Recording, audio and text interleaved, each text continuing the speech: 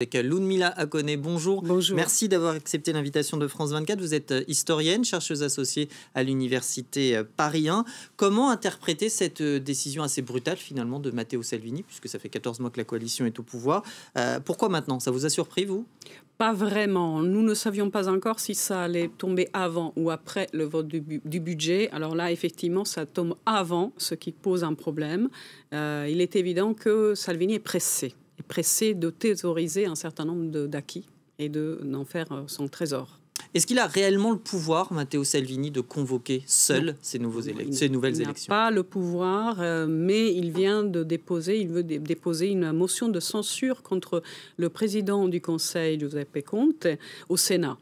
C'est le président de la République qui va décider et qui a la possibilité institutionnelle de décider en la matière. Sergio Mattarella, vous pensez qu'il va donner son feu vert? Ça dépend de l'ampleur de la crise. Il est évident que s'il n'y a plus de majorité, les questions sont claires. Déjà, cette majorité est un petit peu bancale dès le départ. Donc, s'il n'y a plus de majorité, les choses sont assez claires.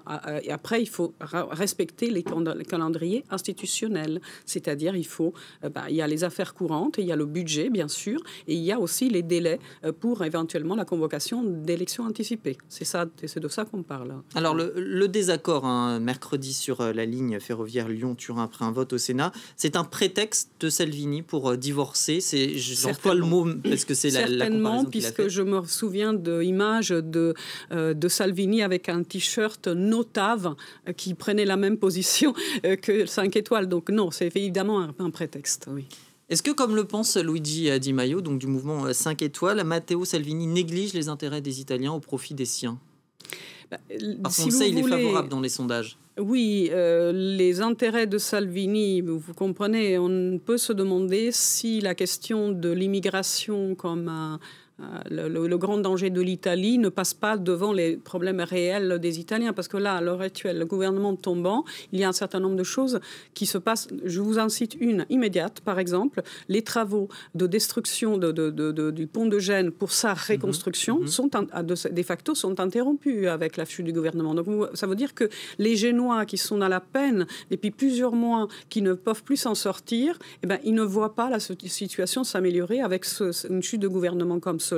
Les travaux sont bloqués et leur situation risque de continuer à être dramatique pour les commerçants, pour les citoyens, pour tous ceux qui sont sur place. C'est parce que Matteo Salvini se sent en pole position pour devenir Premier ministre, du fait des opinions qui lui sont favorables.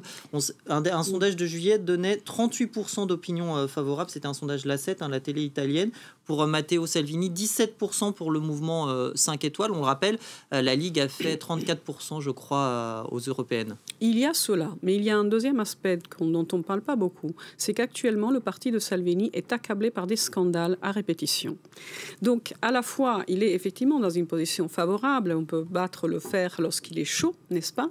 Mais en même temps, il y a toute une série de scandales extrêmement graves qui impliquent non seulement son parti, mais aussi lui-même. Il a été impliqué dans une accusation de fonds de la Russie.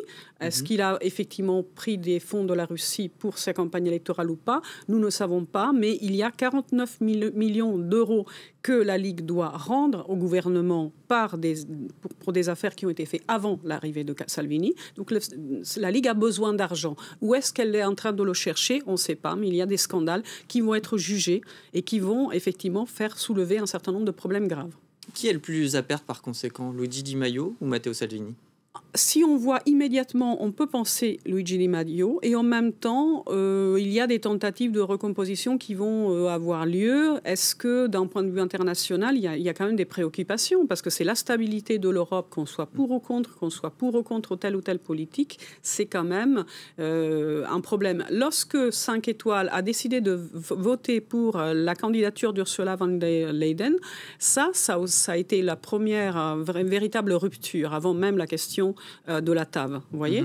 Et c'est là que la Ligue et 5 étoiles n'ont pas du tout été d'accord. Salvini était très mécontent. Il voulait un vote pour un candidat populiste, souverainiste, et la Ligue a décidé d'appuyer la candidature de von der Leyen.